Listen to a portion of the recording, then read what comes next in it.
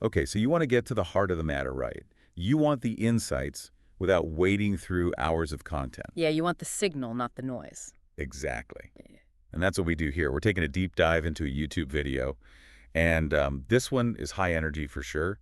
It's called Bitcoin, Time Has Come Oh, yes. by Ivan on Tech. I mean, from the title alone, he's excited. Right. Super enthusiastic. And it wasn't just height. I mean, he covered so much ground in this video, from Bitcoin's price action to the macro environment with the Federal Reserve to global adoption trends, trading strategies versus holding long term, and even the concept of Bitcoin as like a sovereign asset in itself. It's all connected in a way when you think about it. Yeah, and it was a lot to absorb in one sitting, even though it was super Yeah. engaging. So our goal today is to break it all down for you, distill it into those key takeaways so you can walk away understanding the current sentiment around Bitcoin and what the future might hold for Bitcoin and crypto space in general based on this video. Yeah, let's get into it. Okay, so where do we start? Most people probably want to hear about the price. Of course. And the video points out this interesting pattern with Bitcoin's price action. It talks about how Bitcoin recently found support at its 50-week moving average. And what's fascinating is the speaker highlights how this has happened before. Right. It's like they said it acted as a floor last year, the year before, even the year before that. Exactly, like clockwork. And the video emphasizes this immediate upward momentum that followed. And the speaker seems pretty confident that we're going to see a test of resistance around $91,000. Like they say it could happen any day now. And here's where it gets exciting, especially if you're bullish on Bitcoin. The speaker believes that if Bitcoin breaks through that 91K resistance, we could see a really rapid move up to test $100,000. They even use the word teleport, which kind of says it all. I mean, teleporting to 100K, that would be something. Right. That 100K mark is definitely a psychological level for a lot of people. Now, the video shifts gears a bit and starts talking about the bigger economic picture, specifically the Federal Reserve and their policies. And the speaker makes this argument that despite the price increase we've seen lately, this hasn't been a true bull market in the traditional sense. So that raises the question, why not? Yeah, why not? Well, it comes down to the Fed's actions. The speaker points out that the Fed has been tightening its monetary policy lately, which is called quantitative tightening, or QT for short. And their view is that this QT has actually been holding back the kind of explosive growth you normally see in a full-on bull market. That makes sense. Tighter monetary policy usually means less money flowing freely, which can put downward pressure on asset prices in general. Exactly. And the video goes on to say that this might also explain why some other cryptocurrencies haven't performed as strongly as some people might have expected. But here's what's super important. The speaker emphasizes a possible change in the Fed's approach. The video highlights Jerome Powell's recent statements, which suggest a shift towards easing policy. Yeah, and they really zero in on this, right? Like, they see this as a potential turning point, and they even mention a specific date, April 1st. Apparently, the Fed is expected to significantly slow down the pace of QT by like 80% of what they're currently doing. Whoa, 80%. That's a big deal. Yeah, and the video breaks it down like this. QT basically involves the Fed selling government bonds from its holdings, which takes money out of the economy. So slowing down or stopping this process means we're moving away from tightening. And to connect it to the bigger picture, the speaker interprets this as a move towards the end of QT and potentially a shift towards quantitative easing, which is QE. So QT is like taking money out. QE is like pumping money in. Exactly, you Yeah. got it. Okay, so easing is coming. Maybe QE is on the horizon. And that leads us to Arthur Hayes. The video mentions his prediction that Bitcoin could hit $110,000 before possibly retracing a bit. And this prediction is tied directly to the Fed's potential move from QT to QE. Exactly. The thinking is that QE, where the Fed injects money into the economy, could provide a serious boost to risk assets like Bitcoin. And the speaker seems to agree with this outlook. They even go into this whole analysis of how they understand Jerome Powell's thinking around inflation. Remember the term transitory? Well, the speaker brings that up again, suggesting that even if inflation turns out to be more sticky than initially thought, as long as Powell keeps saying it's mostly transitory, the Fed is more likely to lean towards easing to keep the markets happy, as they put it, pump the markets. So it's about perception as much as reality, right? Yeah. The speaker's point is that the actions might be driven by the perceived inflation situation, even if the real situation is a bit different. And there's also this interesting bit about tariffs. The video mentions how Powell has said that tariffs aren't really expected to cause significant inflation, so they probably won't be a major factor in interest rate decisions. So a lot of moving parts there with the Fed and the macro picture.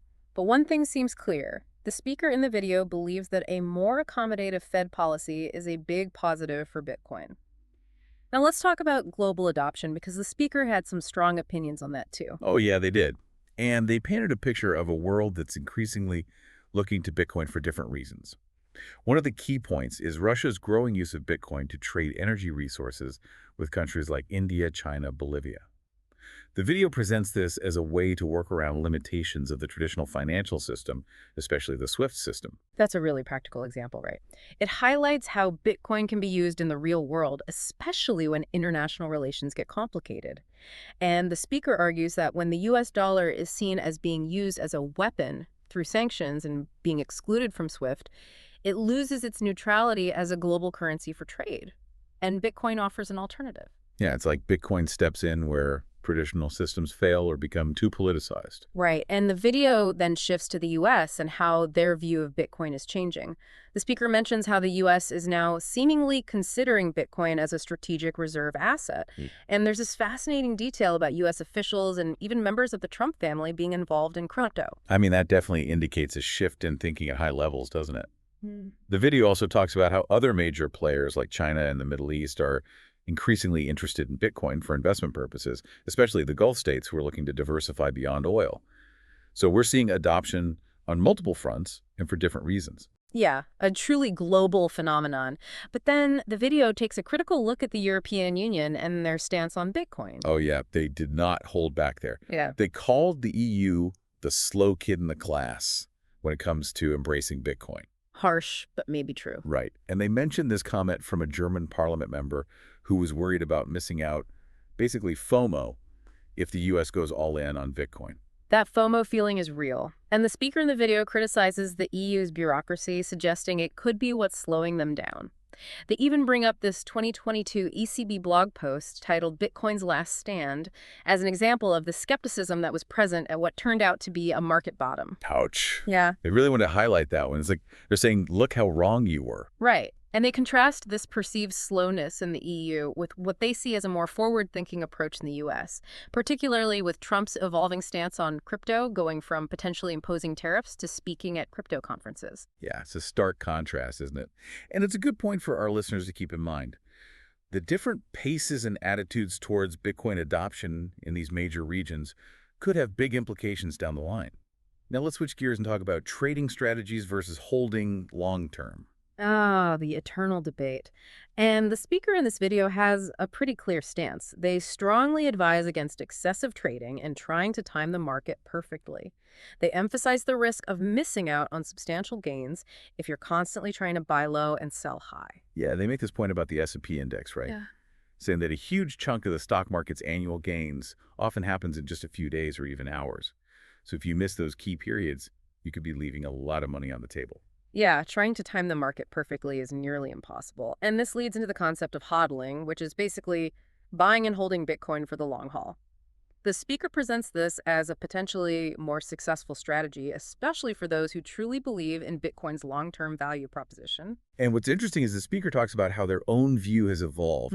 They say in previous market cycles, they might have been more open to active trading, but in this current cycle, with the quick recoveries after dips, they've leaned more towards hodling, at least when it comes to Bitcoin. Makes sense. And it's important to note that this advice is primarily for Bitcoin, not necessarily all cryptocurrencies. Some altcoins can be a lot riskier, and their long-term viability is less certain. Right. Bitcoin is the OG. And the speaker really drives home the idea that long-term Bitcoin holders tend to do well. They even talk about the concept of being terminally Bitcoin. Yeah, what does that even mean? It means reaching a point where your belief in Bitcoin is so strong that you're not even thinking about trading it for fiat currency anymore. Your focus is purely on accumulating more Bitcoin. It's like a whole different level of conviction. Totally. And the video brings up Michael Saylor and his famous line, "One Bitcoin will always be one Bitcoin," emphasizing that its value is only going to increase over time. There's even a clip of Saylor explaining why he thinks Bitcoin's price is going up and why it's likely to eventually be worth more than gold. It's interesting to think about that, especially now with the recent surge in gold prices. That would make Saylor's valuation even higher. Right. And to highlight how things are playing out in the market right now, The video points out that since a previous video, Bitcoin's price has gone up significantly, while Ethereum's price has stayed relatively flat. So the strength seems to be concentrated in Bitcoin for the time being. Yeah, and the speaker acknowledges the appeal of trading altcoins, the whole we are apes mentality. But they suggest that for most people, it's probably wiser to allocate a smaller portion of their portfolio to that and stick with Bitcoin as the core holding. Makes sense to me. Oh, and they bring up this great analogy, the Morpheus meme from The Oh, Matrix. yeah, that's a classic.